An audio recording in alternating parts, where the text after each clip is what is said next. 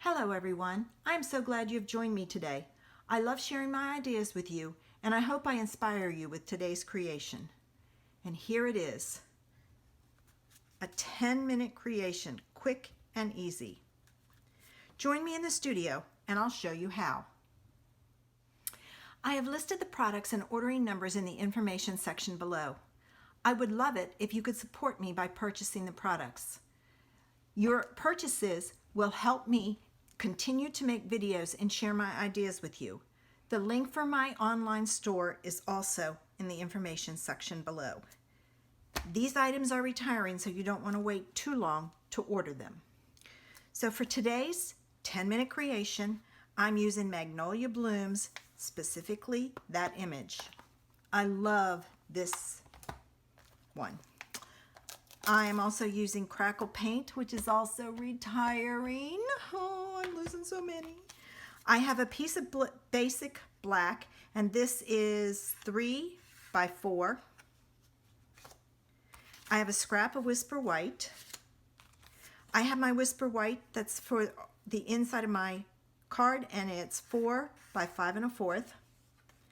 My card base is Petal Pink, and it's 5 1/2 by 8 1/2. Scored at 4 1/4. I have my envelope. I'm using the Magnolia Lane Designer Series paper, which is retiring. So this piece is 2 3/4 by 3 3/4. My ink is Memento Tuxedo Black, and I'm using the Petal Pink ink pad, a sponge dauber, and I have my Mossy Meadow marker. First thing I want to do is I want to stamp my image. So I'm going to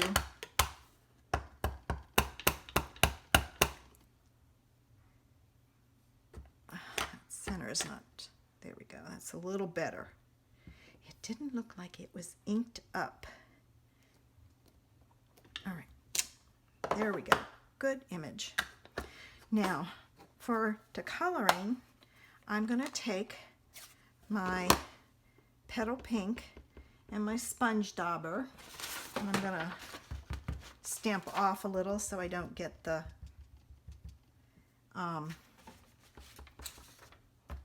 splotches. And I'm just going to stamp the center lightly like that. All right. And then I'm going to use my Mossy Meadow marker to color in the leaves, and I'm going to do it fairly quickly so it's not too dark. I would still like to see the lines, so there. Now I have to fussy cut, and I know a couple of you are saying, but I hate fussy cutting. Well, I try to, if I'm going to fussy cut, I try to choose an image that is fairly easy to do, and this one isn't hard. The other tip to remember when you're fussy cutting is leave a little bit of a border around it, and makes it a little easier. Trying to cut on the lines can be really frustrating. By leaving a little border, basically you're following the lines, but not cutting on them. And I am almost done. As you can see, this was not a hard one to cut out. And if you have a little bit more white space and spots than others, it's okay. All right, almost. One more side to the leaf, and I'm done. All right, now for the back of my card, and I'm going to bring in my scrap paper because I'm going to stamp my image, but I don't want to go to the back.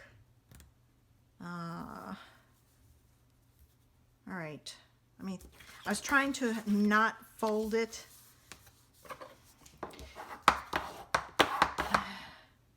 so it would lay flat. Let's see if it does. Not quite. I don't want it to grab before.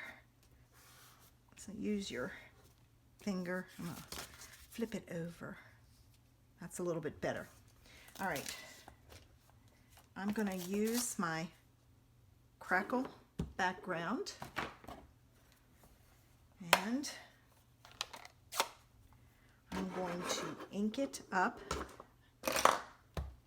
My pokey tool keeps rolling and I don't want it in the way. It would get ink all over it. All right. And I'm just going to stamp this on the background. And what I'm going to take and do is I'm going to lay this down. I'm going to hold my card. I'm going to set it down and then press all over. And I'll use my paper now. That way you don't have to worry about getting it on your hand. And there you go. All right, time to put it together. This piece is going to go on here. And I chose this piece because the black makes it really dramatic. So,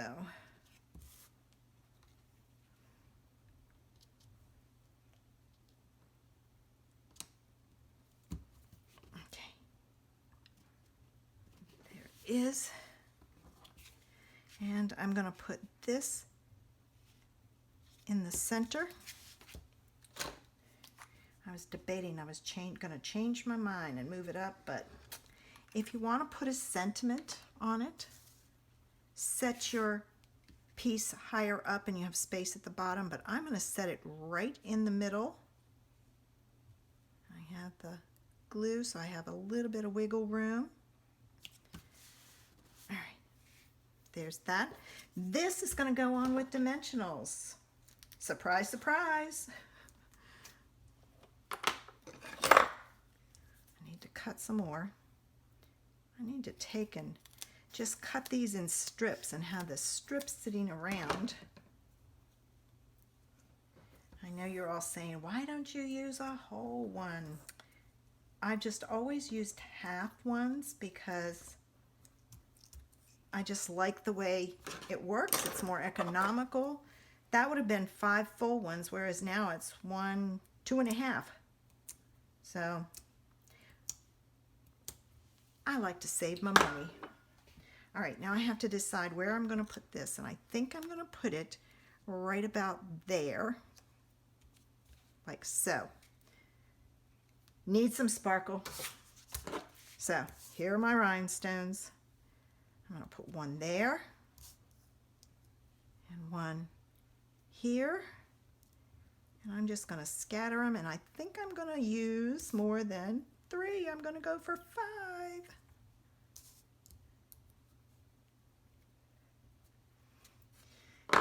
There it is. And I love that little bit of sparkle.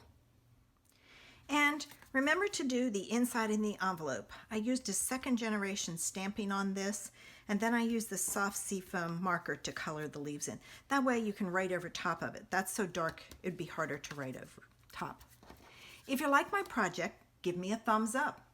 Make sure you subscribe to my channel using the button below. You don't want to miss my ideas. Leave me a comment. It helps me out on YouTube. I've been getting a few lately, so I'm moving up there, and I appreciate it so much.